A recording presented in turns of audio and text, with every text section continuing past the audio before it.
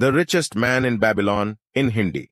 नमस्कार दोस्तों, स्वागत है आपका हमारी एक और शानदार वीडियो में, जिसमें हम उन 7 सिद्धांतों के बारे में बात करने वाले हैं जो हमें अमीर रिच बना सकते हैं।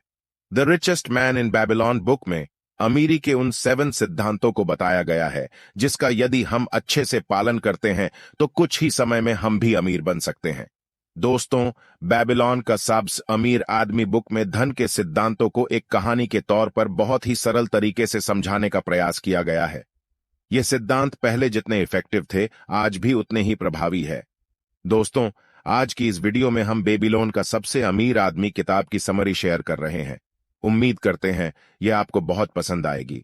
तो आइए शुरू करते हैं the richest man in Babylon book summary इन हिंदी। दोस्तों, बेबीलोन का सबसे अमीर आदमी बुक में एक बेबीलोन शहर के बारे में बताया गया है, जिनसे अर्कद नाम का एक अमीर आदमी रहता था। कहा जाता है कि वह बेबीलोन का सबसे अमीर आदमी था। वह अपनी धन दौलत के लिए चारों ओर मशहूर था। इसके साथ ही वह बहुत उदार और दानी भी था। वह अपनी दौलत को जरूरतमंदों और गरीबों में दान करता था और अपने स्वयं के खर्चों को भी खुलकर खर्च करता था। लेकिन फिर भी उसकी संपत्ति घटने की बजाय दिन रात बढ़ती ही जाती थी।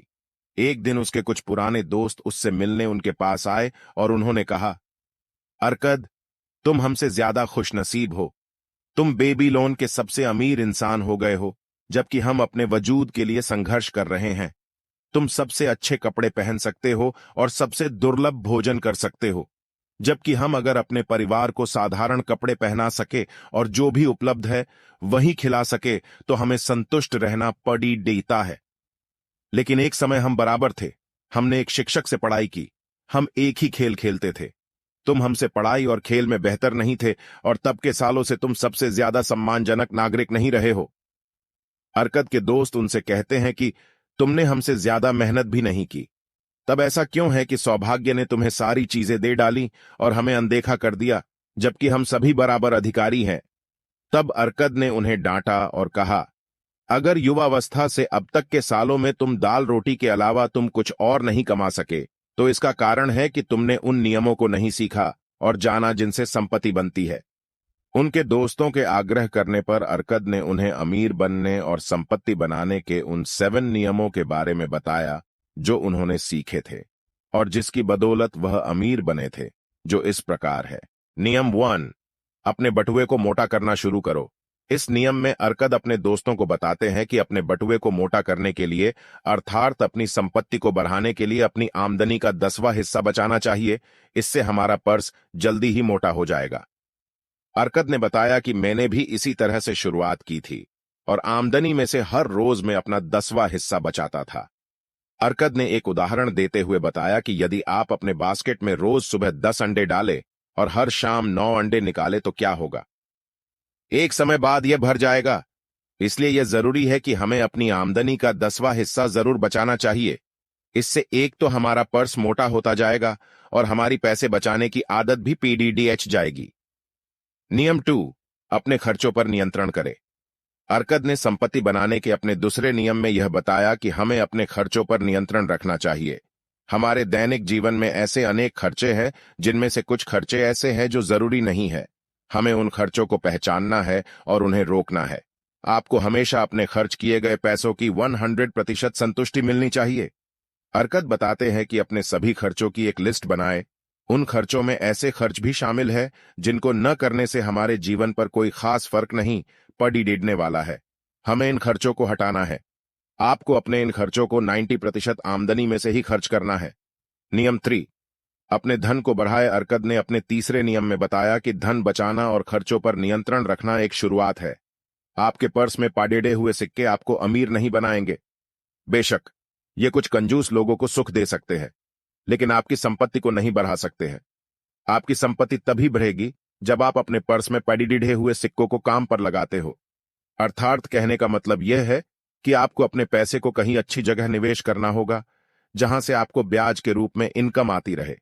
यदि आप इन पैसों को निवेश करते हैं तो हर समय यह आपके लिए दौलत बनाते रहेंगे। नियम 4, अपने खजाने को नुकसान से बचाए। अमीर बनने के अपने चौथे सिद्धांत में अर्कद बताते हैं कि सबसे पहले यह जरूरी है कि हमारा मूलधन सुरक्षित रहे। हमें जल्दी अमीर बनने के चक्कर में अपने पैसों को ऐसी जगह निवेश नहीं करना चाहिए जहां मूलधन भी डूबने का खतरा हो। निवेश करने से पहले हमें आवश्यक जांच पड़ताल करनी चाहिए और ज्यादा कमाई के लालच में न पड़कर ऐसी जगह निवेश करना चाहिए जहां हमारा मूलधन तो सुरक्षित रहे, साथ ही हमें उनसे अतिरिक्त आमदनी भी होती रहे। नियम 5, अपने आमदनी को लाभकारी निवेश में बदले।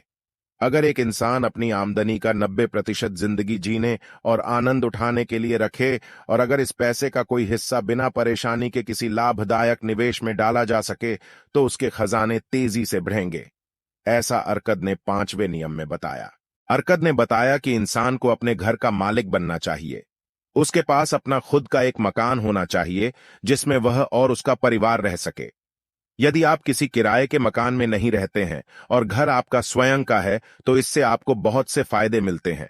आपको किराए के रूप में होने वाला खर्च बच जाता है जिसे आप लाभकारी योजनाओं में निवेश कर सकते हैं। नियम 6, भविष्य की आमदनी निश्चित करें। अर्कद ने अपने इस नियम में बताया कि हर इंसान का जीवन बचपन से बुढ़ापे तक बढ़ता है। यह जीवन का मार्ग है और कोई भी इंसान इससे अलग नहीं हो सकता अगर भगवान उसे समय से पहले न बुला ले। इसलिए हर इंसान को आने वाले दिनों के लिए आमदनी सुनिश्चित कर लेनी चाहिए जब वह युवा न रहे और अपने परिवार की देखभाल के लिए भी जब वे उनके साथ न रहे। यह नियम आपको तब सहायता करेगा जब आप कमाने के लायक नहीं रहते हैं। एक इंसान को अपने भविष्य की आमदनी को सुनिश्चित करने और अपने भावी लक्ष्यों को प्राप्त करने के लिए घर और जमीन खरीदने में निवेश करना चाहिए। यह निवेश आपको इसकी भविष्य की उपयोगिता और कीमत को ध्यान में रखकर ही करना चाहिए। इसके अलावा वह किसी अन्य स्रोतों में भी निवेश कर सकता है जहां से भविष्य में अच्छी आमदनी आने का चांस हो। नियम 7, अपनी कमाने की क्षमता बढ़ाए। संपत्ति बढ़ाने के अपने 7वें नियम में अर्कद बताते हैं कि जितना ज्यादा हम सीखते हैं हम उतना ज्यादा कमाते हैं। जो इंसान अपने काम को सीखने में ज्यादा मेहनत करता है उसे उतना ही पुरस्कार मिलता है। अगर वह कारीगर है तो उसे औजार सीखने चाहिए जिससे वह ज्यादा कुशल बन सके। अगर वह कानून या उपचार का काम करता है तो उसे लोगों के साथ अपना ज्ञान बांटना चाहिए। अगर वह व्यापारी है तो उसे बेहतर सामान कम दामों में खरीदना चाहिए। हमें हमेशा अपनी क्षमता बढ़ाने पर ध्यान देना चाहिए जिससे हम और अधिक कमा सके और जल्दी अमीर बन सके।